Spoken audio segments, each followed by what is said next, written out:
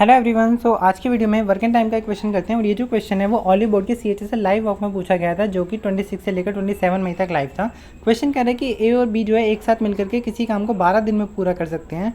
ए जो है वो अकेला 10 दिन ज़्यादा लेता है बी से काम करने में।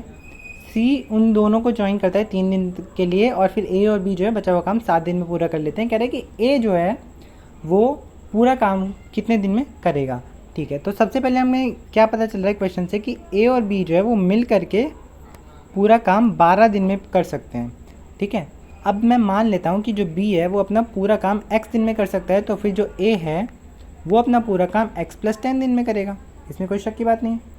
अब वर्क जो है वो इन्वर्सली प्रोपोर्शनल होता है एफिशिएंसी के, तो इससे हम कह सकते हैं कि जो बी की एफिशिएंसी है वो x+10 हो जाएगी और जो ए की एफिशिएंसी है वो x हो जाएगी। अब दोनों की एफिशिएंसी हमें पता चल गई और यहाँ से हम एक और चीज़ पता कर सकते हैं कि जो टोटल वर्क है वो हो जाएगा x इंटू में x+10।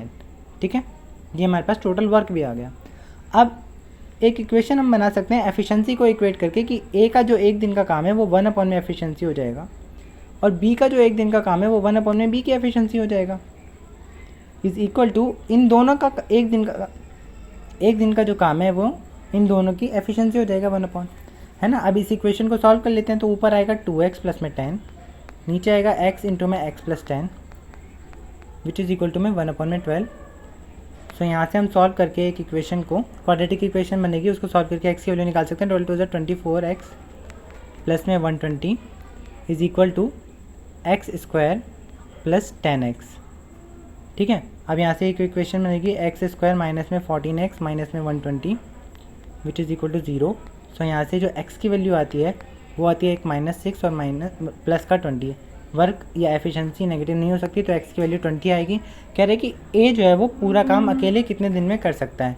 सो a जो है यहाँ पर x की वैल्यू कितनी आ जाएगी, 20 आ जाएगी, तो यहाँ पे हम 20 लिख देंगे। 20 इंटू में 20 प्लस 10 कितना हो जाएगा 30, 20 इंटू में 30 और अपॉन में x की जो a की जो एफिशिएंसी है वो कितनी है x है, तो फिर 20 को 20 से डिवाइड कर दो 30।